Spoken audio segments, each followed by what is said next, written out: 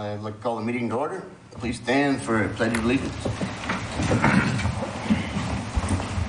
I pledge allegiance to the flag of the United States of America and to the republic for which it stands, one nation, under God, indivisible, with liberty and justice for all. Town clerk, please call roll. Trustee Granquist. Here. Trustee Long. Here. Trustee Meisner. Here. Trustee Rodriguez. Here. Trustee Wakeman. Here. Mayor Pro Tem Ehrlich. Here. I would like to note that Mayor Austin is absent. All right, is there any additions, deletions, or changes to the agenda? Now I'll take a motion for approval. I move that we approve the agenda as presented. Second.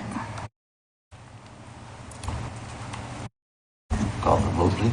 Trustee Long. Yes. Trustee Meisner. Yes. Trustee Rodriguez. Yes. Trustee Wakeman. Yes. Trustee Granquist. Yes. Mayor Pro Tem Ehrlich. Yes. Motion carries. Next item on the agenda is citizens' comments.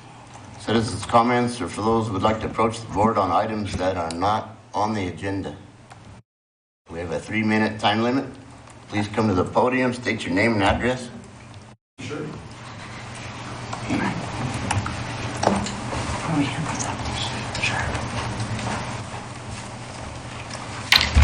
So my name is Steve Quartz. I'm a Johnstown resident, but I'm a member of the Johnstown Rotary Milliken Rotary Club, and I'm also a member of the YMCA. And we're doing something very exciting between both organizations. We're holding a teen character banquet.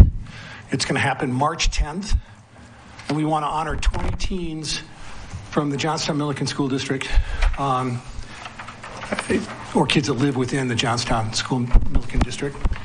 And we want to honor them for acts of character. This has nothing to do with their standing in the school. It has nothing to do with academics or where they work. It really is just about demonstrating honesty, caring, responsibility, and respect.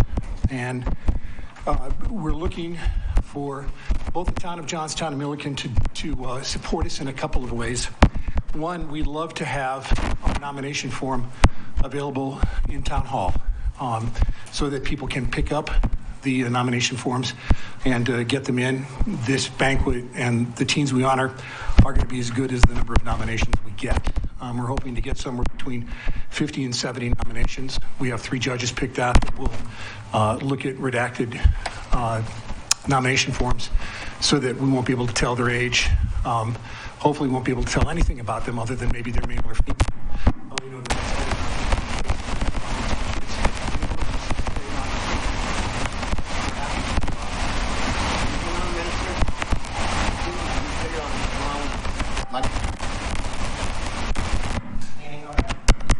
Sorry.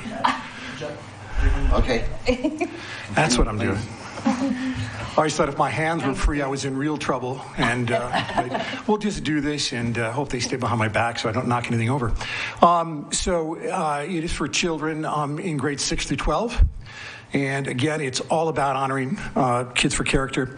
But we are asking that we can use Town Hall to put our nomination forms in. We'd like to direct people to the hall to pick up the nomination forms. We're trying to make it as easy as possible for people to nominate.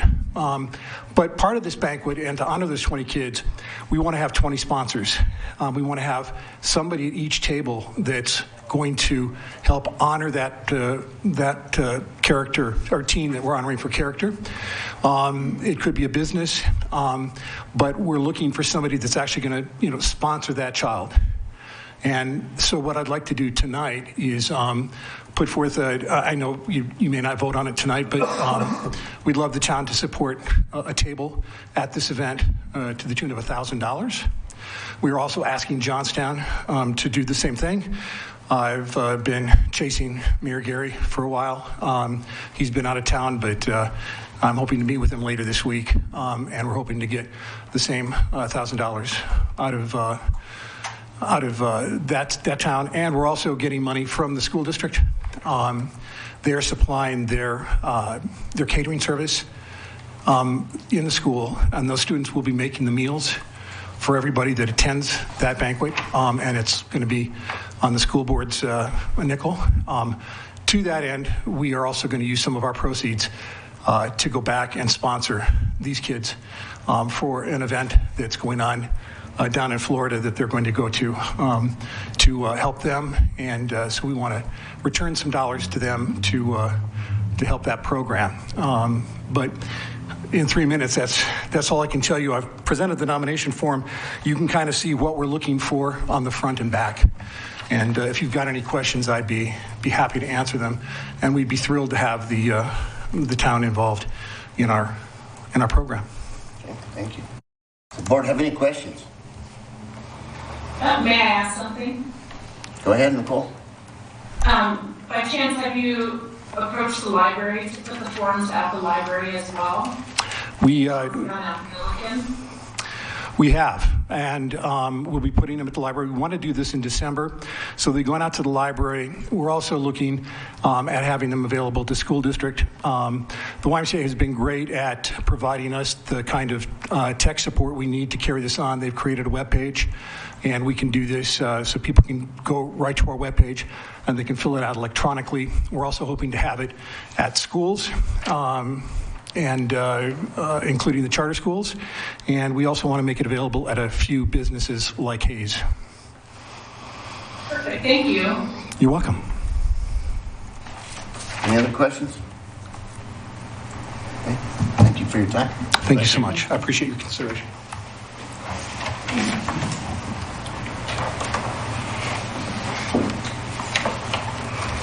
Hello, my name's Holly Trailer, 2544 Carriage Drive in Milliken. And I'm here to representing Sowers of Seeds and to give you our numbers from last year and also to answer any questions about the money that we had from you for 2021 and what we're going to do for 2022. So we lost an amazing board member. So I'm the acting treasurer and vice president. And it was Sheila Woodson. I think you all know who she is. Last year, we did 15,000 pounds. And with this year, with losing the Woodson family, the tornado at Miller Farms, who is our huge backer, we were able to still do 10,623 pounds.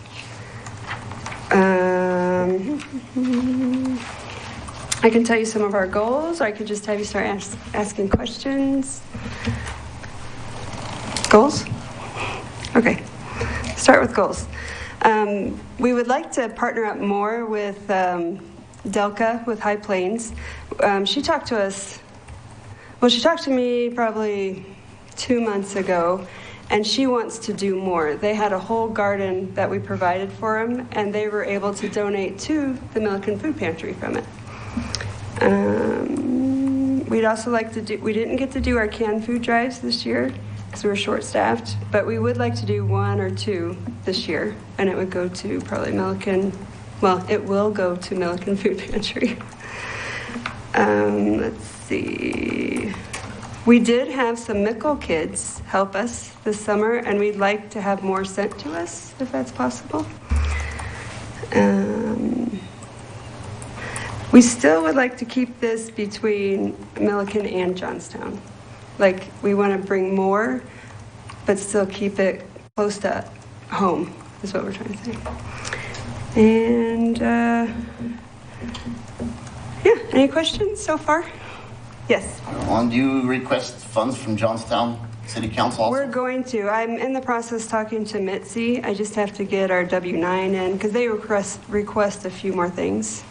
So I'm going to meet with Delca, and perhaps the two of us might approach Johnstown together. Regarding last year, do you know of the food that was grown, what poundage, what quantities were actually donated to the food bank? Oh, ours? Yes. Well, specifically in reference to the funds that you received, it looks like are for fertilizer, dirt, seeds, and that thing, for local people to grow things. Yes. to then, so that's the primary purpose of these funds, is that right? The primary purpose, yes. We do a specialized fertilizer. Okay. And we also are trying to transfer to canvas pots that are about 24-inch in diameter, so we'll need a little more dirt for that. So of last year or prior years, what yield were you getting from all of that was actually donated to the food bank? Okay, so Milliken Presbyterian Food Bank, they got 1,065 pounds. We also donated to Fuente de Vida, the Spanish-speaking church behind the bar, and they received 2,294 pounds. And then we have we have the senior center that got close to 500 pounds. And there's another church. Are they? That got 896 pounds. And of those donations, how much of that was grown and how much of that was given by Miller Farms and other? You know, that's a number we haven't done, or we haven't separated. We just keep it all together, what's donated to us. Okay. But we can start taking that. Yeah, I think I'm writing that down and bringing it back to you. I think that'd be a good differential to understand. Absolutely. And you know, we've lost a lot of growers since the pandemic started. Yeah. But what we did with the pandemic, we felt really strongly to start victory gardens to bring those to our community. So that's another part of what we're asking for is the money for the seeds and the bags. And there is a lot of time that goes into separating those tiny little seeds into different victory gardens. So we did start doing that more. And some people, they would donate it, but then at the same time, we're like, if you need this food, use it. So we don't really have a number for the victory gardens. I did have to apologize to Millhouse Coffee. The pots were moved and I was not aware. And when I first talked to them, they were bringing them in and then putting them back out. And when I go by, it was Mondays and I'm like, why aren't they out? But they're closed on Mondays and I couldn't get there any other time. But apparently they were moved to your drip system. I don't know how that fell through the cracks, but she did use the vegetables. So I'm like, thank you. I'm glad they didn't go to waste. So she was able to use the vegetables. And we'll be better about that. And she said she just wasn't focused on it because she was starting up at the same time. So we kind of talked, and she wants more pots actually for next year. Okay. Any other questions from the board?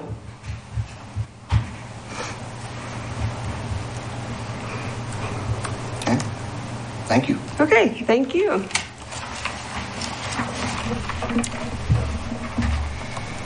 Any other citizens' comments? Now we'll move on. Minutes of the previous meeting of October 27th, 2021. Any changes? Take a motion. I move that we approve the minutes for October 27th, 2021. Second. All those in favor? Aye. Do we need a roll call? Excuse me. Probably should, yes. Okay, sorry. Roll call vote. That's okay. Trustee Meisner? Yes. Trustee Rodriguez? Yes. Trustee Granquist? Yes. Trustee Long? Yes. Trustee Wakeman? Abstain since I was absent. And Mayor Pro Tem Ehrlich. Yes. Motion carries. Next up, Town Administrator Cheryl Ball. Yes, thank you, Mayor Pro Tem Ehrlich. The school board passed the cash in lieu IGA at their last meeting. It's also on our agenda for tonight's meeting for you to vote on. From what I've understood, they said a lot of complimentary things about working with the town, so that's greatly appreciated. It actually has been a pleasure to work with them now, since I think a lot of things have been ironed out between the school board and the town. So, Public Works Department, as you can see, is in the process of decorating the town for the holidays. They're also cleaning up leaves because, of course, we still have those. And finishing up aeration in the parks. So just preparing everything for next year. We did receive the results of the warrant study, and we have not met the warrants. We are very close, but we did not meet the warrants for Weld County Road 23 3/4 or Centennial Drive. So we have discussed with the Sean Keller's agency that performed the study. And he says, I see that you have new development going in over there. We did explain that there are 40 more townhomes, I believe, that are earmarked to go up in that area. He says, I do not see any reason why by this time next year that you won't meet those warrants, but right now you do not. So as disappointing as that is, since I thought for sure, I was pretty certain that we would have, it looks like we have to wait. And what they will do is just amend their study. Then those come in and just they do new traffic counts. The one good thing that came out of that is the amount of truck traffic that comes down off of 23 3/4. I've been speaking with Chris LeMay with Department of Local Affairs, and in order for us to do Weld County Road 23 3/4, just for the engineering, it's approximately $184,000. They have a Tier 1 grant that goes up to $100,000 and they do 50%. They also suggested doing a Tier 2 grant after that if we're successful with the Tier 1. Because a lot of the businesses down that way are oil and gas industry related. The energy and mineral impact grant that we'd be going for is based just on the oil and gas industry. So he feels with the traffic count, he's happy we had that to see how many trucks do come out of there. And it's quite significant. So in that case, it was a good thing for us to have this warrant study done now. So we will be doing that. I'm also wanting to apply for an administrative grant, and those grants go up to $25,000, and that's for the engineering of Cherry Street. He feels that also would be a very good grant for us to go for, and then to turn around and do a Tier 2 grant on that one as well. So looking at a lot of grant opportunities, trying to get these projects underway with as little cost to the town as possible. If we do 23 3/4, of course, it will be engineered with the thought that a signal light will be going in. But we don't even know if we'd have the construction for that until probably when the warrants are met. That way we don't have to move anything. So a meeting with the 3 broadband companies is tentatively scheduled for Tuesday, November 23rd. So we're planning to meet each of the 3 companies between noon and 5 p.m. that day. So I will keep you apprised of that as well. What date did you say? On November 23rd.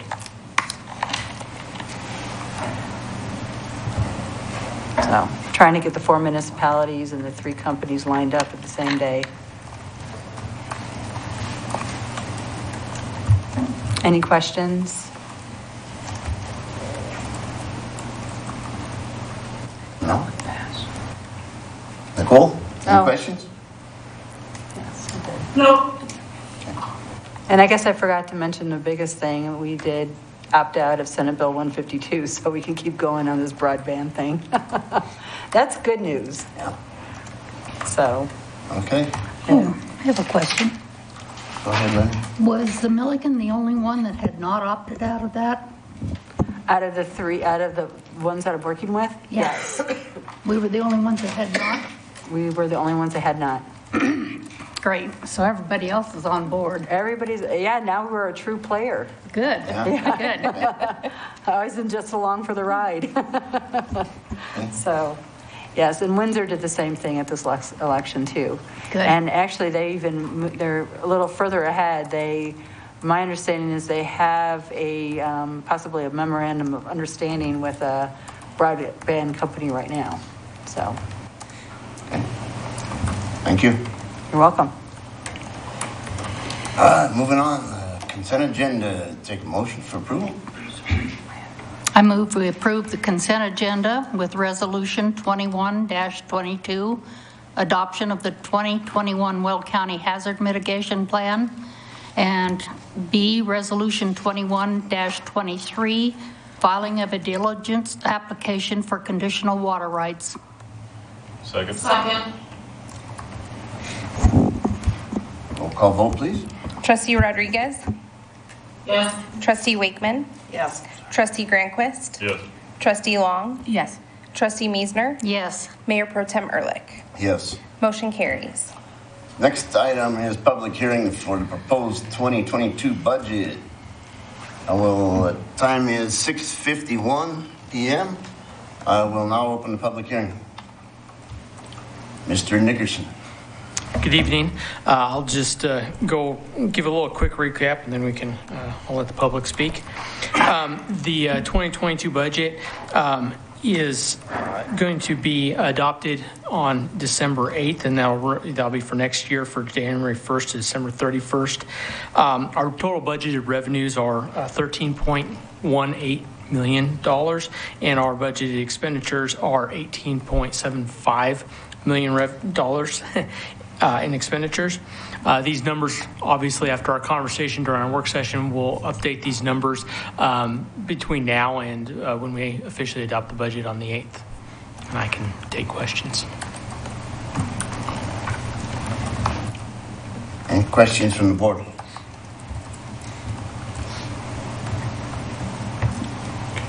Nicole, any questions? No. Okay. No, I do not. Any questions from the public? I guess not. All right, it is 6:52, and I will close the public hearing.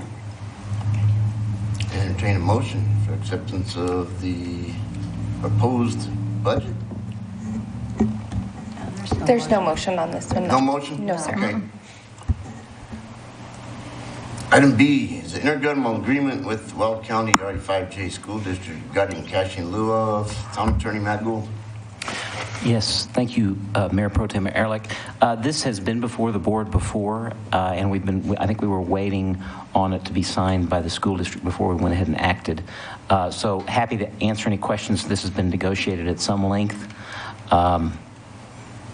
And I think it matches the draft that was circulated at the last time we talked about it. This draft. This draft is updated from the last time. Oh, because I think it covers areas that were questioned by Mayor Pro Tem Ehrlich. So we did make a couple of changes. Right. I think one of them was we changed the language to drop out a reference to annexation time, as far as setting the timing of subdivisions that would be considered and subject to this agreement. So that's been corrected. And then there was discussion at, I believe it was the September 22nd meeting regarding mentioning planning by the school district, and that's been added. Okay. Any questions from the board?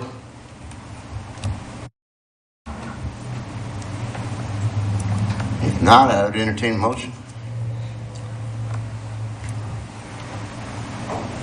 I move to approve the intergovernmental agreement between the town of Milliken and Weld County RE5J School District concerning annexation and school site dedication or payments in lieu for school purposes. Second. A motion and second. Can we get a roll call vote, please? Trustee Wakeman? Yes. Trustee Granquist? Yes. Trustee Long? Yes. Trustee Miesner, Yes. Trustee Rodriguez, Yes. Mayor Pro Tem Ehrlich. Yes. Motion carries. Item C is ordinance 796, an ordinance establishing land dedication or fee to support schools. Mr. Gould. Yes, thank you. So this is a companion to the intergovernmental agreement that was just approved. One of the provisions that we added is that the IGA will take effect upon the effectiveness of the companion ordinance. This ordinance simply imposes the requirement of making payment to the school district or contributing land. Happy to answer any questions about this. Does the board have any questions? If not, I will entertain a motion.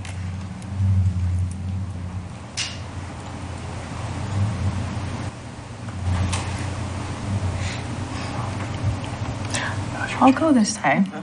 I move to approve ordinance number 796, an ordinance of the Town of Milliken, Colorado, amending Chapter 18 of the Milliken Municipal Code to adopt procedures for collection of fair contribution in support of public schools.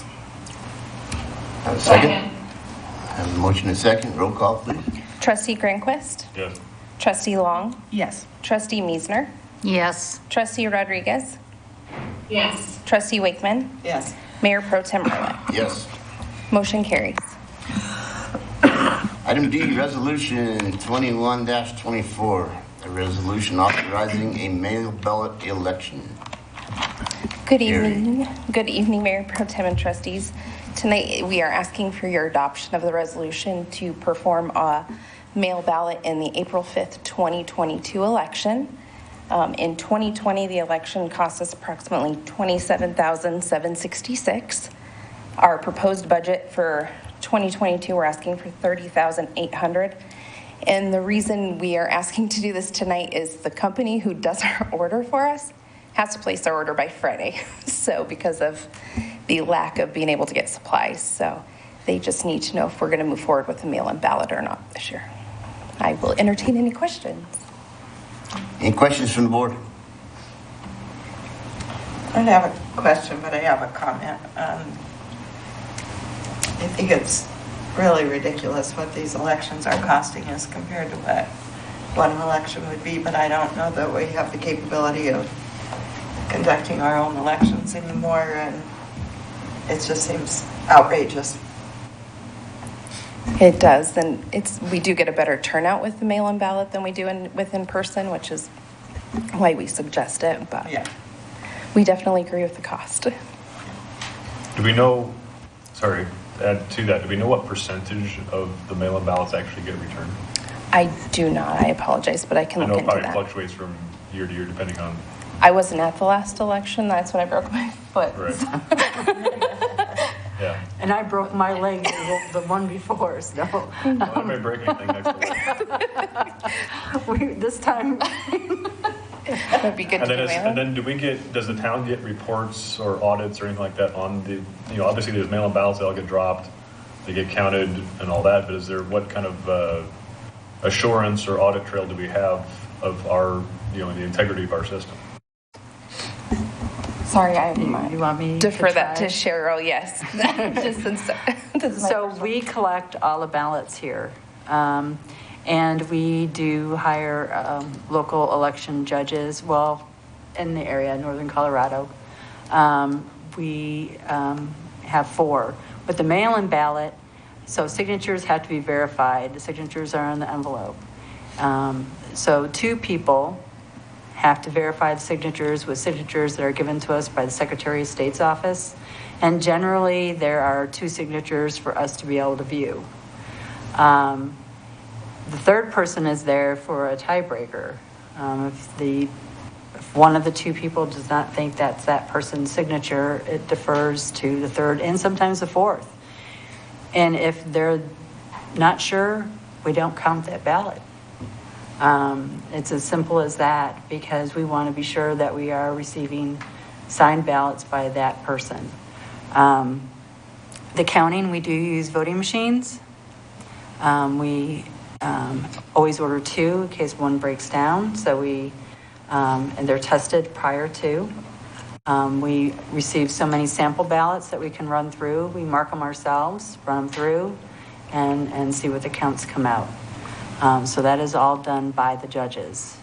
And then those machines are locked away. The machines don't come back out until the morning of the election. Is there any kind of salting or sampling of a ballot that gets put into the deck just randomly, is where those that are processing it don't know, but we can find out that it's getting processed correctly?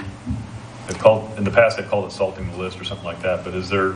We do that prior to, we don't do it during the election. Okay. Because then it skews the numbers on the actual count that we have. And we need to post that for people to view. And do we keep the physicals then here? Yes. For 22 months or? The ballots themselves? Yeah. Yes. Okay. Yeah. Yes, we do. I know with a lot of the concern lately, I think there's, some... Absolutely. During the November 2nd election, we did have quite a few people come into town hall wanting to cast their ballot in person. We explained that we were not conducting the election that was being held by Weld County. They would have to go there. We did provide them with where they could vote in person. And then one of the people that came in, she goes, "Well, I don't understand why we can't all just vote in person." And I did explain to her, I said, one thing I did realize in doing this is we have a lot of people in the oil and gas industry that travel and sometimes are gone for quite a while. This provides them their opportunity to cast their vote. Not always are they in a place that they can do so. And that's one of the many reasons we have a lot of people that work in the Denver area and some up in Wyoming. But I understand that, you're allowed by your employer to go and vote. And I'm not so sure people take that opportunity to do so. So I think what might be helpful, and maybe if we kind of jump the gun now and get ready for April, but some type of a, brochure or chain of, it's on the website or something. Here's the process, we mail these ballots to these, this group of people. It goes from here to here. Here's how you can check, your ballot to make sure it was processed. Here's the chain of custody kind of a thing. So it's very crystal clear to those who are voting and have questions. Well, here's the process. Here's where it goes. Here's how it gets counted. Here's where we keep them. It's not just all digital. I mean, we use digital. We use electronics to our benefit, but we keep the physicals for 22 months, and that kind of openness, I think, would be helpful.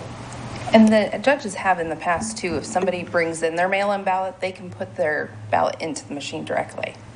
Okay. So they have allowed that before as well. Yeah, I don't remember in the past there's always been like a little stub that you can check your ballot number. They have, and I was explaining to Carrie, elections are held every 2 years, and you can rest assured every 2 years they change something. Yeah. And at one point there was 2 stubs. You kept one with your paperwork when you mailed out the ballot, and then the other one was returned when you got the ballot in. And I'm not sure where they're at on that. I think last time it was just 1 stub. So every election there's something changed. What I can say is we have been very fortunate with the election judges we've had. It takes them a lot longer than doing a in-person election. They spend quite a bit more time with us because they have to start the process days in advance. So they are truly dedicated, and they always ask questions. So the clerk is there just to find the answers for them. We can't assist in the actual, reviewing of the ballots, or the signatures. Is there any, when we, who was it, sea change? Is there a way to request that each ballot have at least 1 stub that the voter can keep But I think some of the concern, especially now, is not only was it submitted and counted, but what did the vote actually be counted as? I don't know if there's a way that, because that stub is unique to that ballot, the ballot is not connected to the voter other than the person holding the stub. But if they could check and see, you know, my vote was cast for this and this and this, yes, that's correct. They have some, and I'm trying to think of the system that they use so that the envelope and or ballot are tied to a person. Well, the envelope is, and then once they're separated, then the ballot is no longer identified, but once they're verified, right? Yeah, and I don't know what the ballots look like this year. My understanding is once that signature is verified, those two are divorced and the ballot goes into the stack and it's no longer connected to that voter, other than the voter having the stub of the number. So I don't know if C Change has the ability, or, you know, if that's an option when we're getting these ballots created, to make sure there's stubs and make sure that a person can go and validate, yes, my vote was cast and it was cast for who I intended it to be for. I don't know if there's a way to track both of those or not, but we can certainly ask them what there is available and what meets with any of the change statutes. Okay. Any other questions? I have one more. How many registered voters do we have, approximately? Oh gosh, I had that from the November election. Give me just a second, I can pull that up for you. It's like 4,000 something. Yeah.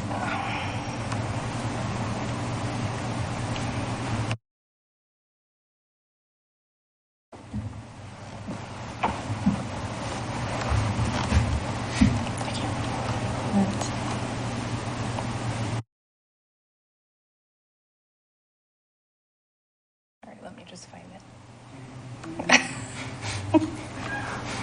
Oh, not sure. It's okay if it's around 4,000, that's. Yeah, it's what I- 4,000. While we're looking at it, we go ahead and entertain a motion to approve mail-in ballots. I move to approve Resolution 21-24, authorizing and directing the town clerk as the designated election official for the town to conduct the April 5th, 2022 election by mail ballot. Second. Motion and second. We get a roll call, please. Trustee Long, Yes. Trustee Meisner, Yes. Trustee Rodriguez, Yes. Trustee Wakeman, Yes. Trustee Granquist, Yes. Mayor Pro Tem Ehrlich. Yes. Motion carries. All right, next item is discussion agenda. There's nothing on that. We have the informational agenda, which is a written report. Is there any other business? Not, I'll take a motion to adjourn. I move to meeting be adjourned. Can we counter that motion until, or are you close to having those? I have the number, yes. Can we get those before we adjourn? Sure. At the November election, there was 5,539 active voters. Wow. And of those, do you have the number of how many ballots were returned? I believe it was 1,208. Okay. Let me just go back to the next screen. 25%, 25%. It's a pretty high cost per ballot. Yeah. It is. So that's $60 a ballot? Problem is nobody cares anymore. Otherwise, Actually, it's close to They $8. fill it out, But put a it's new stamp one's on it, close to send it back. $80 a ballot. $6. 5 is 30, right? Huh? You said 5,000. The cost was 30. $8 a ballot. $7.50, somewhere in there. Okay, okay. understood.